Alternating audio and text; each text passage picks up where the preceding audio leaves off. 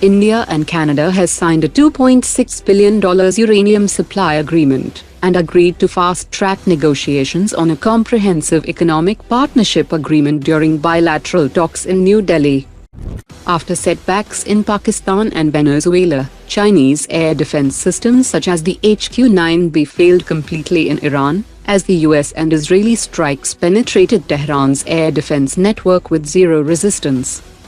India has issued a NOTAM warning, reserving airspace near the Pakistan border in Rajasthan for an Indian Air Force exercise from 5th March to 12th March 2026.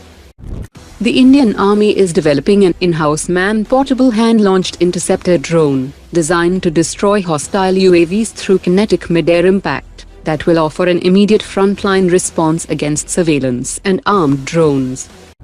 The Indian Army's BMP-2 infantry fighting vehicles have been spotted with a new raisable anti-drone cage over the turret, offering flexible overhead protection against loitering munitions and top attack threats.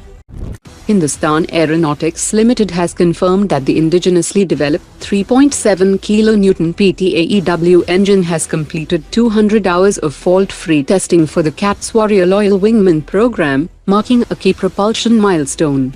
The CATS Warrior's first flight is targeted for 2027, with flight control and autonomous systems currently being tested on a modified key-run trainer. The Indian Defence Secretary has said that India has not only replenished, but has strengthened its munitions reserves after the May 2025 conflict with Pakistan. Emergency procurements were activated, contracts have been signed, and in several categories stockpiles now exceed pre-operation levels. India has proposed establishing defense production facilities in the Philippines, as the country advances its $35 billion military modernization program. Indian firms are ready to supply systems used by India's armed forces, and set up local manufacturing for surge capacity and long-term sustainment.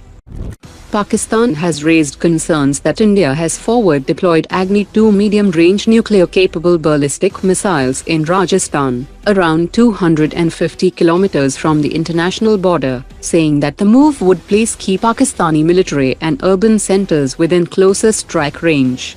The Agni-2 has a range exceeding 2,500 kilometers and can carry both conventional or nuclear payloads, and reports suggest that rail mobile launchers may have been positioned nearer to the western sector, though Indian authorities have not officially confirmed the deployment. According to a media report, India is reportedly waiting to see whether a formal US offer for the F-35 materializes before taking a definitive call on the purchase of a stopgap foreign fifth-generation fighter jet.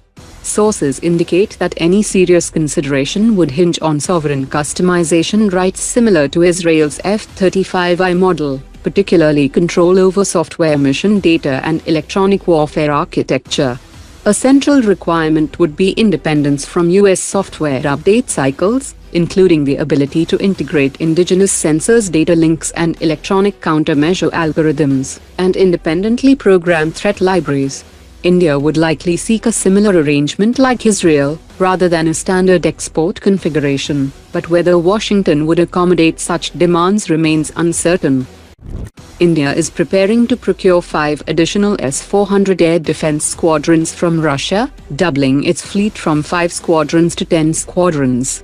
Discussions are underway with Russia for the fresh acquisition, along with additional interceptor missiles to strengthen war reserves. The expanded deployment will cover both eastern and western sectors, reinforcing India's multi-layered air defense shield against fighter jets, drones, cruise missiles and ballistic threats. Today's top 3 comments.